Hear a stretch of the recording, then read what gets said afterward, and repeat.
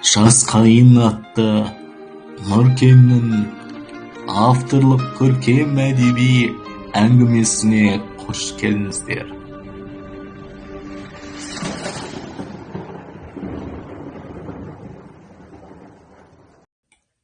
Алтыншы бөлім. Қанат оңтүстік Қазақстан облысындағы Арыс әскери бөлімшесіне келіп түсті.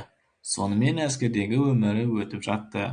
Ант беру рәсімі кезінде екінші қатардың дәл алдыңғысында тұрған Қанат арнайы әскери қадаммен алға басып, әскери ант беру кездегі сөздер жазылып тұрған папканы қолына алып, арнайы әскери тұру қимылымен анық, нық, өте сенімді дауыспен салтанатты түрде ант берді.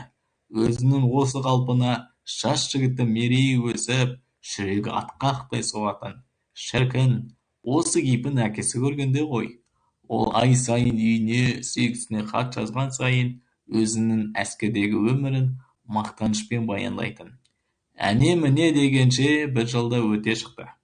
Әскери борышы аяқталып, Қанаттың үйге қайтатын күні де таяп қалды. Бірақ қайтуға тура бір ай қалғанда Қанат үйіне де, махаббатқа да хат жазуды қойды. Қай күні пойызға билет алып, қай күні үйінде болатынын ешкімге де хабар бермеді. Бар ойы осылайша жақындарына тосынсый жасау. Алайда соңғы 10 күннің әрбір секунды Қанат үшін бітпестей, өтпестей, шексіз көрінді. Әйтеуір үйге қайтатын күні де жетті-ау. Алайда туған жеріне, анасына, махаббатына жету үшін әлі 2 күндік жол бар. Қанаттың пойызға алған билеті соңғы вагоннан тиіпті. Сол 2 күн бойы Қанат көз алдына үй үшін қалай қуантатынын елестетіп отырды. Сарбаз жігіт пойызға отырар алдында теміржол бекетіне жақын жердегі дүкендердің бірінен анасына әдемі күміс сырға, ал сүйіктісі махаббатқа әуенді қобдиш алды. Қобдишаны ашқанда ішінде аққу бейнесіндегі құс билеп жүреді. Сол естелік алған сыйлықтарына қарай беріп, жол бойы үй үшін ойлап, қуанышты толқыныспен 2 күндік жол сапардың бір күнін өткізді әйтеуір. Қанатқа қаншама хабарласқанымен жауап болмағандықтан махаббатқа сол кезден бастап тамақ батпай қойған. Ұйқысы қашып, тек қана Қанатты ойлап, уайымдаумен жүрегінде оттай қайнаған сағыныш оны қатты қинаған соншалықты ол сыныптас әрі жан құрбысы Айжанға келіп, жүрегіндегі мұңымен бөлісіп отырған кезде мынандай өлең жолдарын шығарды. Кеттің неге қоңырау шалмай, жүрмін мен өзгеге қарамай, асқа да жүрмін зауқым соқпай, барамын гүлдей солып сен ойлай, келші жаным менен алыстамай, келші бағым өзгеге қарамай, жүрмін қайғыдан мүлдем арылмай, келші жанымды сен азаптамай. Армандар көп еді бізде, сендей жан жоқ әлемде, сүрейікші өмірді бірге, сенсіз айналамын күлге. Деп айтып тұрған кезде, түсініксіз күйде көзіне жас келді. Бұл жолдарды естіп отырған Айжан өзінде суырып салу қабілеті түгілі, өлең жазу қабілеті жоғына, және ол да Қанатты іштей ұнатып жүргендіктен қатты күйініп, әрі жан құрбысынан қызғанған соншалықты оттай жанары қызарып кетті.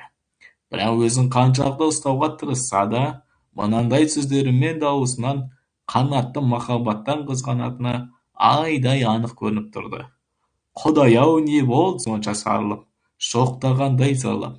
Не, айналада Қанаттан басқа жігіт жоқ па?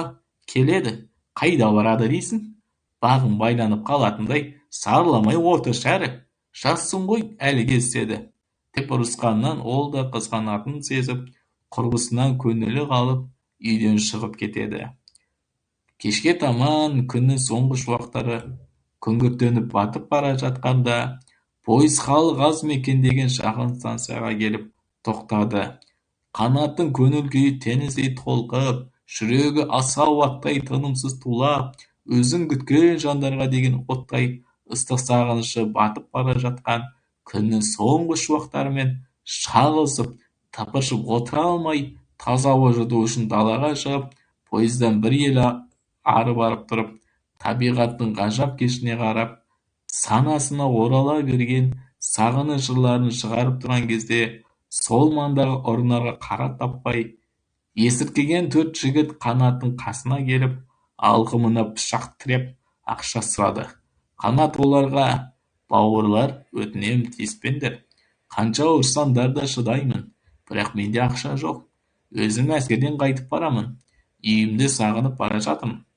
Бауырлар, мені қинамай жіберіңдер», деді. Оның жалынған сөздеріне әлгі бұзақылар құлақ аспады да, Қанаты жабылып тепкіге жығып, бүйіріне пышақты қалай сұғып алғандарын байқамай қалды. Сасқандарының қалтасындағы бар-жоқты түгел алып қашып кетті. Қанға малшынған Қанаттың жарасы оны әбден әлсіретіп, денесінің салқын тартқанын сезді. Маңайында оған көмектесетін ешбір жан да жоқ еді. Өзіне өзі ақша үшін орғазған жан досына мағынасы: тірлікті бар ма осы ма? Құдай-ау, тиын үшін аздық неге? Қасқырда қас қылмаушы ед жолдасына. Жақында жалындап жанды қайран от жүрегім. Алапат өрт қайнап кетті дедім.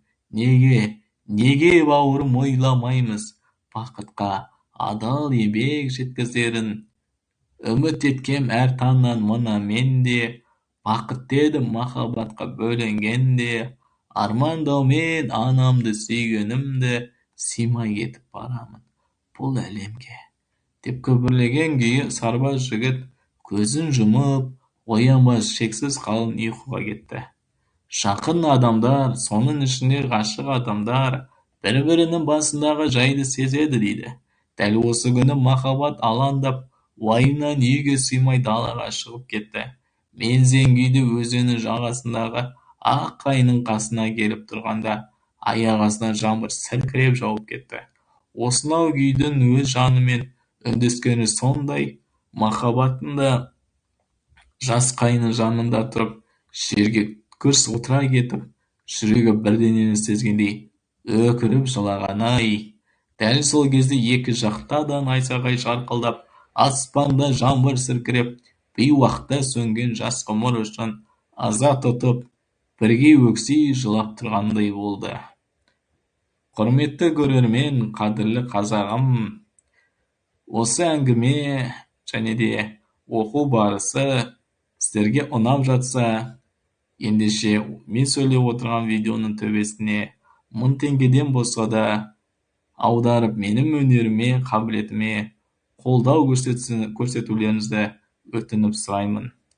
Бір-бірін демеген қазағым аман болсын.